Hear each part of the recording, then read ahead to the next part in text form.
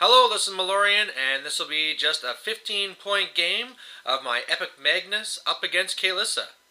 So I was actually hoping for a Deathwing game or something like that, but nobody was in the store, so luckily the store owner was pretty nice and he had me a game. All he had was this small 15-point force though, so here we go. And actually the funny thing going into this is that this is part of my tale, or epic tale of eMagnus.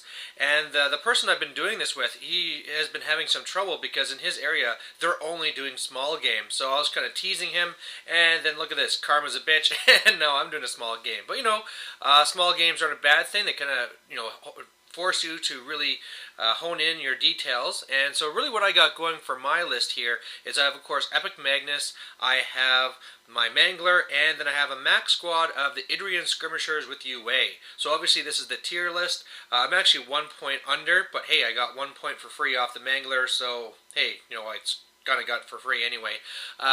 And the big thing here is, man, I just love Idrian. So when I made this, I thought, well, I gotta use them, and there you go. The list pretty much made itself. Up against me is the store owner's Retribution and his Kaelyssa. And what he's going to be having in there is Phoenix. He's going to have a... Oh, now I forgot what that thing's called. But he also has the Halberdiers, he has a Ghost Hunter, and then he has Kaelyssa, of course. And as I just try and talk and go through this, it's called a Chimera. There you go. So the big thing going into this is I asked if he wanted to do a mission. He said no, so whatever. The big thing that gives me an advantage in is that his feat then is pretty much useless. Because what Kaelyssa's feat is that all of her friends go stealth, and I'm not allowed to charge. Well, if there's not a mission, I can just run away that turn. So really, his feat is useless, whereas my feat, of course, he's stuck in place, and he can't really run away, as opposed to where I allow him to run away. So what I've done is I put the prey target onto the Phoenix. I'm really hoping to take it down, and then once it's down, I'm pretty sure he won't have enough to counter me, but we'll see how it goes.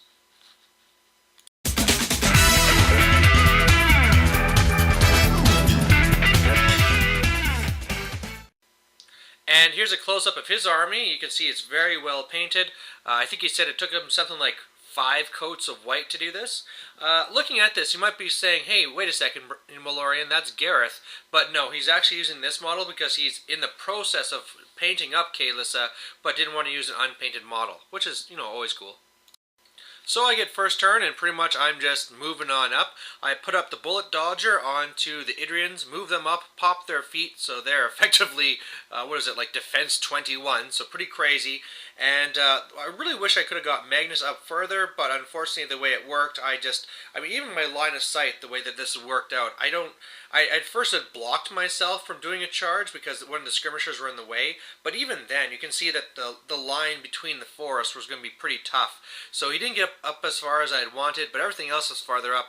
And the reason why I want to be covering so much ground, even without the mission or anything to be going after, is the fact that I need room to run away. So hopefully he'll move up, I'll get to shoot something up, and then I can take off and go from there.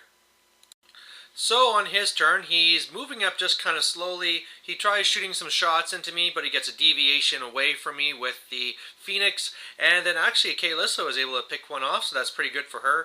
And I was trying to wonder here what I'd be doing the next turn, but he's actually going to pop his feet. So with that going on, I am not going to be doing anything. I'm just going to be running away. So my Idrians go into the forest here, where there's still a fairly respectable defense thanks to their camouflage and all that cool stuff. And then I got pretty much just Magnus camping everything he has, and I'm just sitting there waiting to counter. So he decides to try and go for it, which I thought was pretty interesting given the fact that I had fully camp focus on me. So what he does is he goes up with his Ghost Sniper, shoots me, does an automatic 3 damage, so there's a good start. The Phoenix goes up, shoots into the Idrian, scatters, hits 2 but only kills 1. He got a little bit unlucky there. And he had the Chimera go and charge and do a big combo smash into my Mangler, and did a respectable 7 damage. And then in came Kaelyssa, and one thing I didn't know about her abilities is that when she shoots, she gets to steal one of your focus. And so not only is she reducing my armor, but then automatically getting another focus that she can be using to boost her damage. So the first time she did that, she did, I can't remember, 4 damage or something like that to me.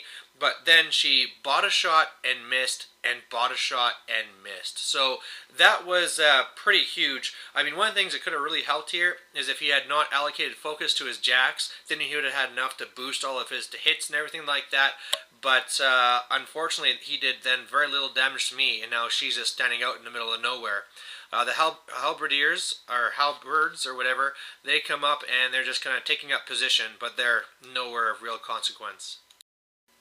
So on my turn, I put 4 focus on the Mangler, because I can, because he's bonded, and then the first thing I do is Magnus goes after the Chimera, and you know, I had an okay amount of focus still on me. I didn't upkeep this turn, well, I had 2, and so I went in there and attacked, and it took all of my focus in order to kill it, and it wasn't until then that I realized that I had kind of made a blunder, because in doing that, I now had this terrain in front of my Mangler, and I didn't have the focus to cast mobility to give him Pathfinder and speed and stuff. So really all I could do with the Mangler after I popped my feet so he can't move towards either of our board edges was just to do a run and go up and engage both Kaelyssa and the Ghost Hunter to kind of lock them in place. Well, okay, before that happened, though, I went up with the Idrians, and they did a combined shot into her, and, I mean, we're talking dice plus 7, but unfortunately I rolled double 1s, only 9 damage, but that's still pretty respected. So, I mean, now she's pretty much locked in combat. The Idrians are making me a pretty good wall for blocking, and, yeah, I mean, he's in a lot of trouble here. And so in his turn, he has a fairly good plan of what to do. He goes over with the Ghost Hunter to try and shoot me and do some damage, but the free strike kills him. And then Kaelyssa, camping everything, goes over, but I not only hit her, but I also do enough damage to kill her. So there you go, that's the game. So, victory to eMagnus. It was kind of a short and sweet game here. A couple of big things, obviously, to take away from this game is, one, that it's always very important to have a scenario in here, because some casters' feats really depend on having a scenario. I mean, Kaelyssa is a perfect example. I mean, you can talk about ones like Gordon that are really good at scenario. However, they're not needed for scenario. They also have other applications.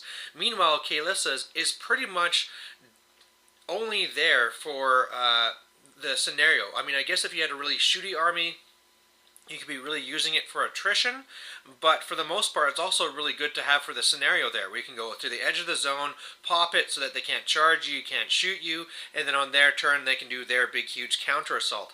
The other big thing here, too, is that I really screwed up with my Idrians. When I went to do my big, massive combo shot into her, I was just being lazy. Really, what I should have done there is divided them up into pods, because, I mean, if I do the one shot, I'll be at plus 7, but if I break them up into 2 and make them strength 16, then we're talking straight dice, but this is happening twice, so it actually works out to be doing more damage overall.